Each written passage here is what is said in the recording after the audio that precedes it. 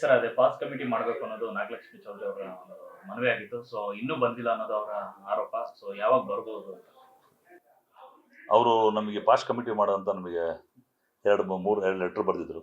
ಖಂಡಿತ ವಾಣಿಜ್ಯ ಮಂಡಳಿ ಕೂಡ ಅವರು ಇಲ್ಲೇ ಬಂದು ಅದ್ರ ಬಗ್ಗೆ ಕೂಲಂಕುಷ ಚರ್ಚೆ ಮಾಡಿ ಅದು ಪ್ರೋಸ್ ಆ್ಯಂಡ್ ಕಾನ್ಸಿಕ್ವೆನ್ಸಸ್ ಅದು ಇಂಪಾರ್ಟೆನ್ಸ್ ಏನು ನಮಗೂ ಮನದಟ್ಟಾಗಿದೆ, ಮಾಡಲೇಬೇಕು. ನಾವು ಯಾವಾಗ ಅವರು ಸೆಪ್ಟೆಂಬರಲ್ಲಿ ಬಂದಾಗ 26/9 ಬಂದಿದ್ರು.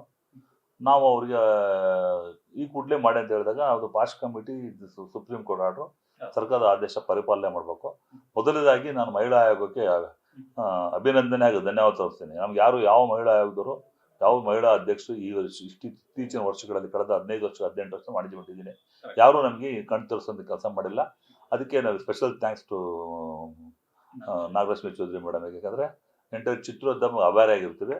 ಡಿಲೇ ಆಗಿದ್ದಕ್ಕೂ ನಾವು ಅವ್ರಿಗೆ ನಾನು ಇಂಟೆನ್ಷನ್ಲಿ ನಾವು ನಾಟ್ ಡಿಲೇಡ್ ಬಿಕಾಸ್ ಅವತ್ತು ನಾವು ಏನು ಕೊಟ್ಟಾಗ ಆ ಟೈಮಲ್ಲಿ ಒಂದು ಮಂತ್ ಕಾಲಾವಕಾಶ ಕೊಟ್ಟಾಗ ತಾವು ದೊಡ್ಡ ಮನಸ್ಸು ಮಾಡಿ ಕಾಲಾವಕಾಶ ಕೊಟ್ಟರು. ತದನಂತರ ನಾನೇನು ಮಾಡಿದೆ, ನಮ್ಮಲ್ಲಿ ಏಕಾಏಕಿ ಸಡನ್ನಾಗಿ ಚುನಾವಣೆ ಮಾಡುವಂಥ ಪ್ರಸಂಗ ಬಂದಿರೋದ್ರಿಂದ ಇಮಿಡಿಯೇಟ್ಲಿ ಆಫ್ಟರ್ ಅನೌನ್ಸ್ಮೆಂಟ್ ಆಫ್ ಚುನಾವಣೆ ನಾವು 14/11 ನಾನು ಪತ್ರ ಬರೆದೆ ಅವರಿಗೆ. ಈ ಚುನಾವಣೆ ಡಿಸೆಂಬರ್ 14 ಚುನಾವಣೆ ನಿಯೋಗ ಆಗಿರೋದ್ರಿಂದ ವಾಣಿಜ್ಯ ಮಂಡಳಿಯ ಪದಾಧಿಕಾರಿಗಳೇ ಆಗಲಿ ಅಥವಾ ಕಾರ್ಯಕಾರಿ ಸಮಿತಿಗಾಗಲಿ ಯಾವುದೇ ಥರ ನಿರ್ಧಾರಗಳ ತಗೊಳ್ಕೊಂಡು ಅಧಿಕಾರ ಇರೋದಿಲ್ಲ. Anything decision to be made only after the new body comes.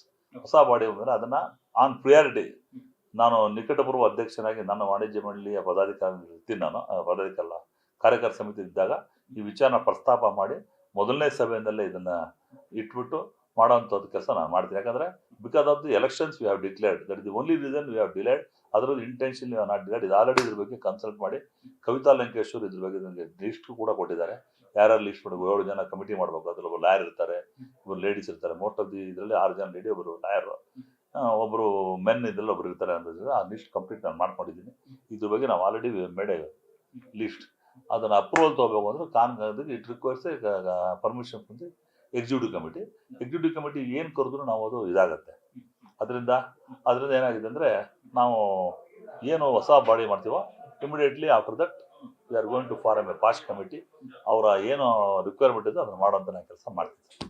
Pass committee ಸಂಬಂಧಪಟ್ಟಂಗೆ ಎಲ್ಲ ಸಂಘಟನೆಗಳ ಜೊತೆ ಮಾತನಾಡಿದೆ. ಯಾಕಂದ್ರೆ ಕಲಾವಿದರ ಸಂಘ ಬಹಳ ಮುಖ್ಯ. ಸರ್, ಈಗ ವೆರಿ ಇಂಪಾರ್ಟೆಂಟ್ ಕ್ವಶನ್. ನಾವು the main purpose on activity consisting only for the producer, distribute, exhibit. ನಮ್ಮದು ವಾಣಿಜ್ಯ ಮಂಡಳಿ ಬಯಲ ಪ್ರಕಾರ ಕಲಾವಿದ ಸಂಘ they are not comes under hour purview. Even otherwise also ನಾವು ಇಂಥ ಸಂದರ್ಭಗಳಲ್ಲಿ ಏನೋ ಸಮಸ್ಯೆಗಳು ಬಂದಾಗ ನಾವು ಇದಕ್ಕೆ ಸ್ಪಂದಿಸುವಂಥ ಕೆಲಸ ಯಾವಾಗಲೂ ವಾಣಿಜ್ಯ ಮಂಡಳಿ ಮಾಡ್ಕೊಂಡು ಬಂದಿದೆ, ಮುಂದೂ ಕೂಡ ಮಾಡ್ತೀವಿ. ಇದನ್ನು ಕಲಾವಿದ ಸಂಘ ಕೂಡ ನಾವು ಪತ್ರ ಬರೆದಿದ್ದೀವಿ.